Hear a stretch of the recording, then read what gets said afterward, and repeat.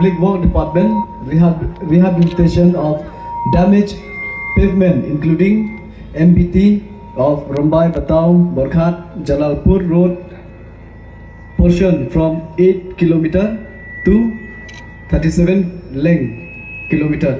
Jumut 38 km. Foundation stone laid by Shri Kyrmen Shylla, Honorable Minister in charge Revenue and Disaster Management Extra, on the 4th November 2022 in the presence of Shri Laski Rymbai, Deputy CM JHDC, Shri Finance Bare, EM in charge JHDC, Shri Lomris Lungdo, MDC JHDC. Kublechpon.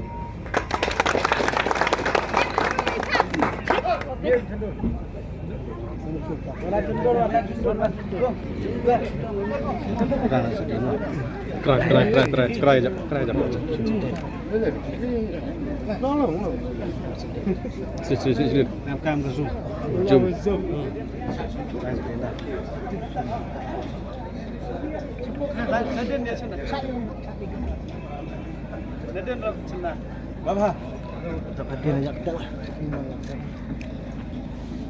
Bos, berapa? Ready?